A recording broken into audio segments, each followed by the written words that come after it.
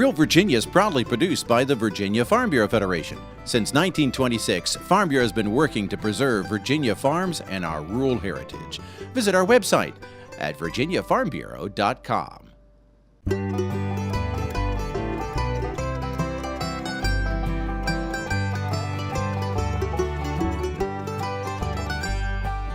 Home will always be Virginia, between the Blue Ridge and Chesapeake Bay, Atlantic to Appalachia, home in my heart always.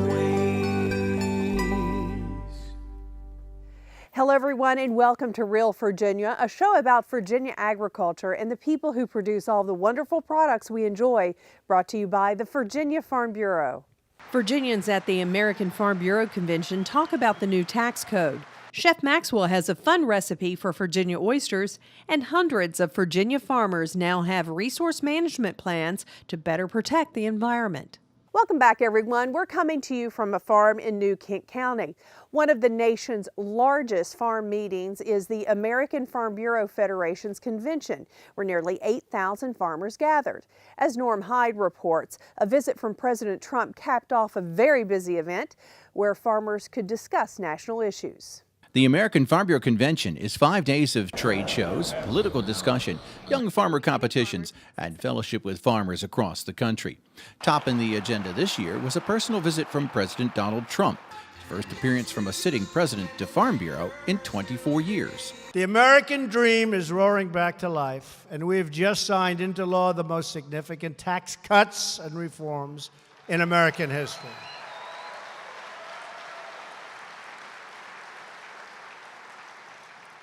It's a total of $5.5 trillion in tax cuts, with most of those benefits going to working families, small businesses, and the family farmer. The Republican changes to the federal tax code had just been approved at his visit, and enthusiasm was high among Virginia farmers. There's several things in the plan that are benefit to us, such as the raising of the levels for families that are exempt from the estate tax. We have a lot of things such as allowing farmers to deduct capital and investments all in the first years of their taxes, plus a lowering of the tax rates. So there's a lot of things that's going to bring some investments into the farm community and raise our profitability. The new tax code reduces individual taxes, and Farm Bureau says that will help the majority of American farmers because 94% of them pay taxes as individuals. If a farm is incorporated, those taxes are also being reduced. Beginning in the 2018 tax year, farmers and all small businesses will be able to take a 20% deduction off their business income. And the new tax law raises the federal estate tax exemption to $11.2 million per person, which will make it easier to pass on some family farms to the next generation. But farmers say that even more important than lower taxes is the feeling that rural Virginia's economy could be on the way up. I deal with a lot of individuals that are putting in businesses, and it's amazing how just little things, the idea that things are going to get better, the ideas that taxes might be better, anything that can motivate people is of a lot of value. So we're hopeful that with this new tax plan, a lot of those manufacturers come back in, and we're really seeing indications of that already. So not only does the tax plan help ourselves on the family farm, but it helps our brothers, our sisters, our families that work off-farm jobs so that we receive a benefit all around. President Trump praised Farm Bureau members for their patriotism and contributions to the nation's economy.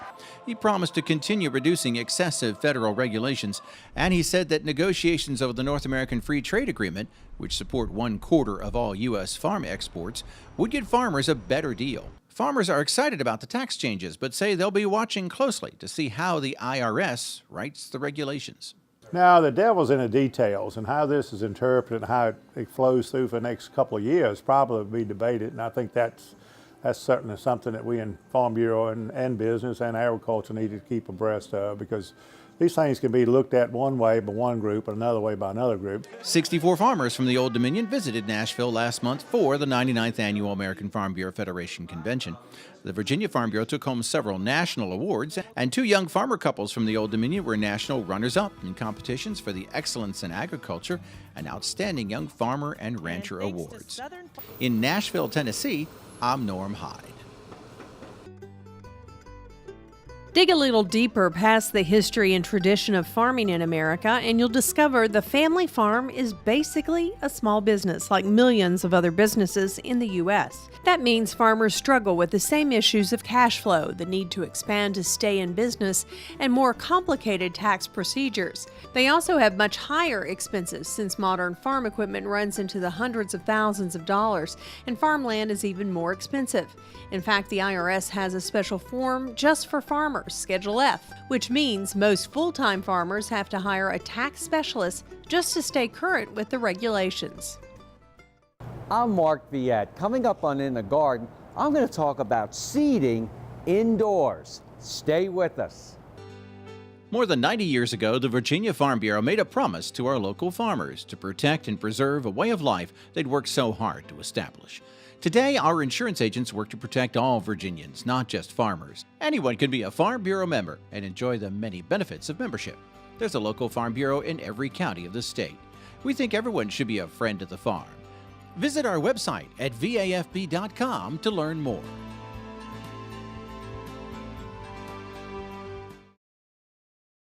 The end of winter is getting closer and gardeners are itching to get their hands dirty. Mark Viette has some suggestions on how you can start your spring plants indoors in the garden.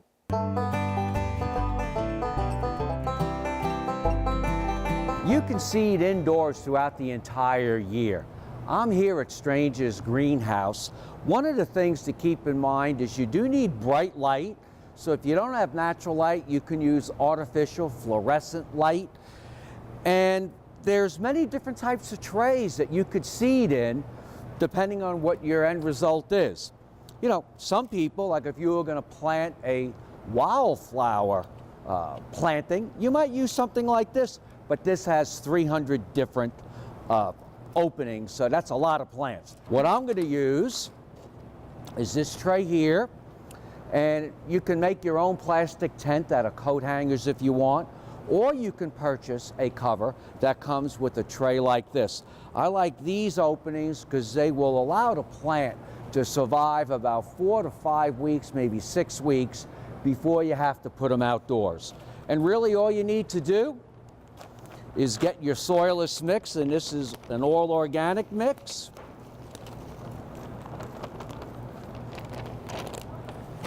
And you can have your own tools. Sometimes spackling tools work well. You don't want to overly pressure the soil and compact it, but you want to have it loose like this. When you water your seed mix, you don't want to do this. This is like something you use to wash a car. You either need a mister or you have to cut the pressure down so you don't wash all the soil out.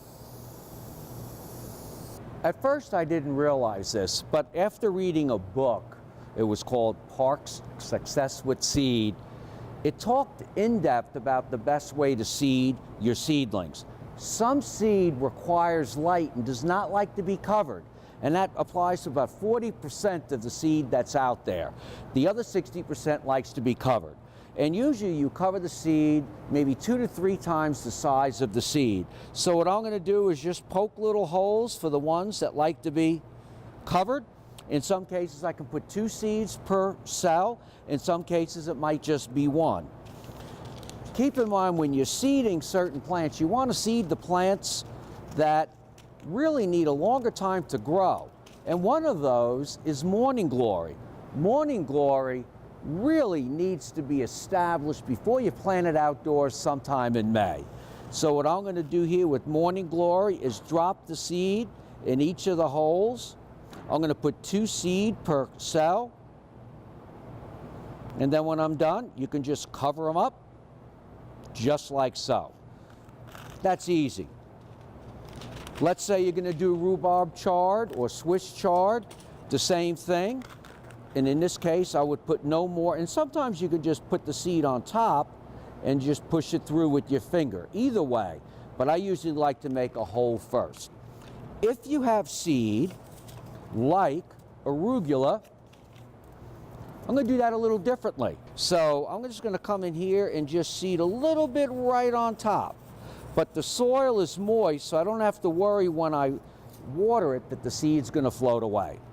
Once you're done with that, you're going to want to take a cover, and then once they start growing near the surface of the cover, you need to start removing the cover and harden the plants off. And once you're done, you take your tray and you put it on the heating mat, and within 3 days to 3 weeks, your seed will start to germinate.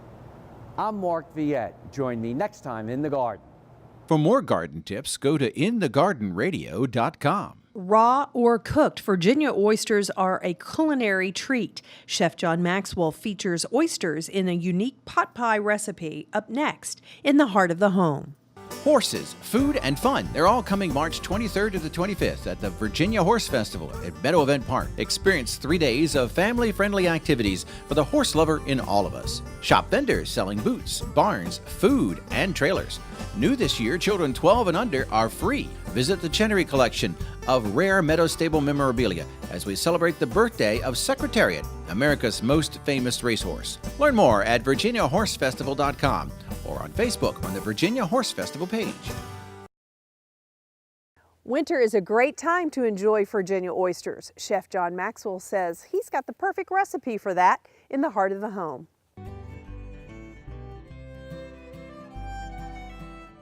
Hi, welcome to Heart of the Home. We're here at Meadow Hall and Meadow Event Park in Doswell, Virginia, where we get to play with great Virginia food every week. Today, we're going to play with some oysters. Virginia oysters are, without a doubt, the finest oysters on the planet. So make sure you look for Virginia oysters when you go shopping for them. We're going to be making a really interesting dish today, though. It's called an oyster pot pie. So it's very different. I've got some heat started on the bottom of this pot. I'm going to add some bacon. All right, we're going to let that cook until it's crispy. All right, now the bacon is all nice and crispy. I'm going to add some butter because we need a little bit more fat in there. You can never have too much fat. There we go. Now, as soon as we throw the vegetables in, it's going to lower the temperature. So I want to make sure all the fat's melted before we get to that point. Now we're going to throw in some celery and some mushrooms. And we're going to wilt these pretty much.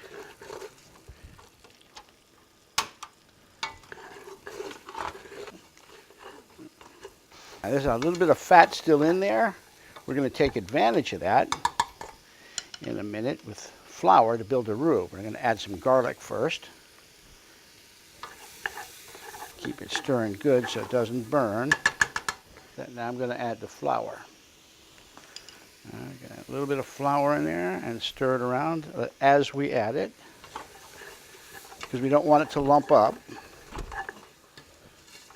Generally won't lump up because of the fat that's in there.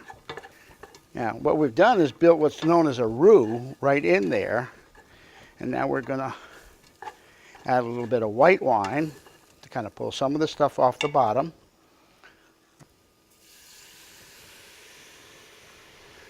I can hear that singing. Soften the stuff on the bottom, and now we're going to add the heavy cream to make our sauce.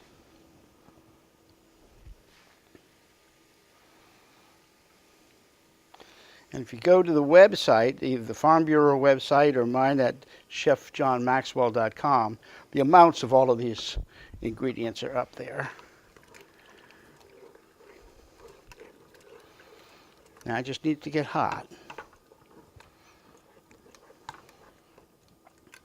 We're actually going to want this to come to a boil. Okay, it's starting to thicken nicely now. We're going to let it cook a little bit longer, maybe 2 minutes. And we're going to add the other ingredients. Okay, this is just about there. Now I'm going to add some lemon juice.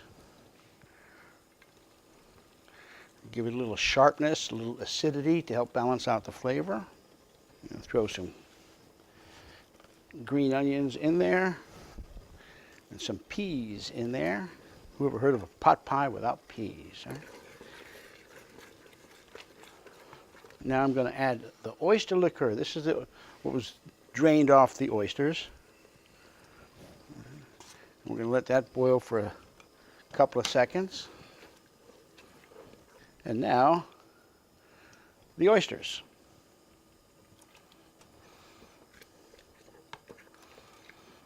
This is going to take about 3 or 4 minutes to simmer till those oysters are starting to curl up. So now I'm going to season this with a little bit of nutmeg, okay, just a little bit, and a little bit of cayenne pepper, a little more than the nutmeg, and some Old Bay seasoning. I know that Old Bay is made in Maryland, but it's a Virginia recipe and they stole it. Almost forgot the pimento.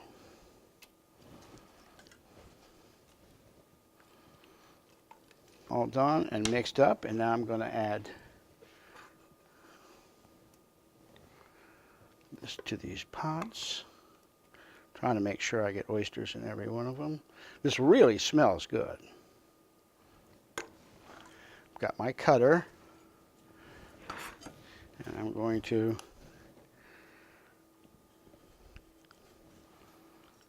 cut a circle for each one. And depending on the size of the container that you've got, you're going to need to cut a puff pastry, or actually you could use biscuits on top of this too. It works really good. I did some with biscuits last night. Right? You just set that on top of it. Now we're going to put it in the oven. This is all cooked, so all we're going to be looking for is to puff this dough up and brown it off a little bit, which should take about 10 minutes. All right, here we go. We've got the oyster pot pie. It just looked delicious. And I'm going to take and tip one of these out so you get a chance to see what it looks like inside it.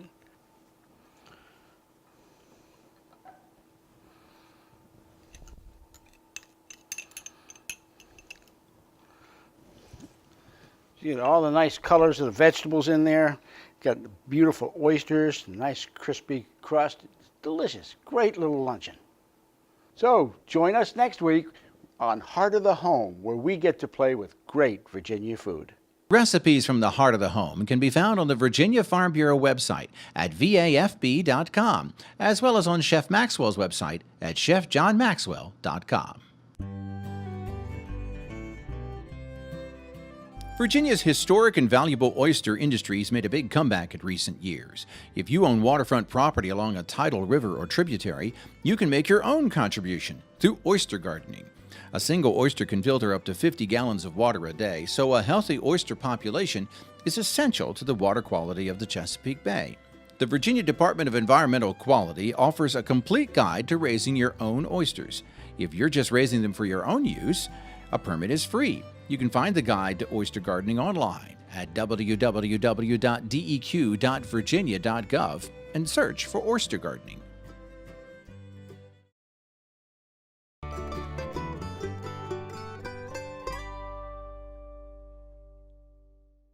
For nearly 3 years, many Virginia farmers have been using a voluntary state program to improve water quality.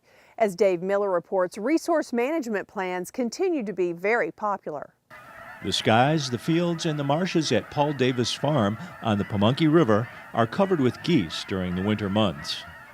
Obviously, wildlife like it here, but a closer look at those fields will show a lot of research and data management is being used to develop just the right cover crops to increase the productivity of the farm soils. Davis Produce is one of many farms in Virginia that uses a certified RMP, or resource management plan, to consolidate a number of conservation programs. Davis is a retired Virginia Cooperative Extension agriculture agent and has been using best management practices on his own land for more than a decade. Making time to do intensive soil sampling, making time to come back over your crop 3 or 4 times to split your nitrogen application, that's important. To be able to make time to scout your field for insects, weeds, and diseases. All of that takes time. but you get to know your crop, you get to spend time with it. There's always a better way, and be willing to listen and to get out there and try it. Virginia's resource management plans were rolled out in July of 2014 as part of the state's Chesapeake Bay Watershed Implementation Plan. The plans are a way for farmers to voluntarily document the best practices they're already using in exchange for a 10-year exemption from new environmental regulations. But its real focus is a hands-on analysis of what farmers are already doing and what's working for them. When the planner comes out to investigate the property or to develop the plan, he looks for all of the practices that are being installed here voluntarily, and those things that address soil and water conservation needs. So he looks, particularly on this farm, we would be looking at buffers. We would be looking at the use of no-till. We'd be looking at the use of conservation tillage. We'd be looking at the use of cover crops, nutrient management. So really, the planner is trained to spot these practices, to ask questions of the farmer of those practices, and then he just documents those things. Davis Produce is located on a key tributary river of the Chesapeake Bay. He grew up on the land, fishing, hunting, trapping, and swimming. Some of his fields use a combination of up to 4 winter cover crops. Farmers like him use a lot of science to balance the needs of their crops with protecting the land and waterways. Well, I think the whole thing starts with a good yield monitor system on your combine. And based on your yield that's coming off your crops, you can determine your soil productivity. You can determine or collect your nutrient losses, what has been removed. And from that, with soil samples, you can determine what your next nutrient application could be. Then with that yield monitor, you know, and maps, you know what populations you should plant. As part of his individual RMP, Davis and Wallace have developed yield maps for his fields. Using global positioning technology, the combine syncs harvest data with a precise spot on each field every 2 seconds. Just one yield map contains over 36,000 individual data points. After collecting several years of data, Davis says trends start to emerge. These allow him to adjust his fertilizer and seed rates automatically the next time the planter goes over the field.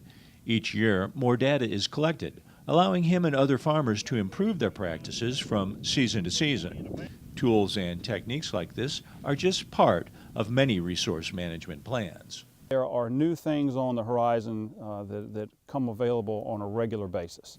And don't be afraid of that technology. And if you don't have somebody within your operation that is capable of using that technology, find somebody, hire somebody. That technology is making money. And I know that it is because we've done the test case right here on the Davis farm, and we know that it's improving their efficiency and it's improving their bottom line. Virginia's resource management plans have already exceeded the state's original goals to protect the Chesapeake Bay. More than 92,000 acres throughout the state are now included in more than 388 RMPs. More farmers are enrolling in the program each growing season. Best of all, it's a voluntary effort, showing that many farmers are concerned with improving water quality in the Chesapeake Bay and using every tool they have to do so. In New Kent County, Virginia, this is Dave Miller. That's going to do it for this edition of Real Virginia. We are so glad you could join us to celebrate the bounty Virginia has to offer. Whether it's in your home, your garden, or your landscape, we're proud to say that this is Real Virginia. So for everyone from the Virginia Farm Bureau, thanks for watching. Make it a great week.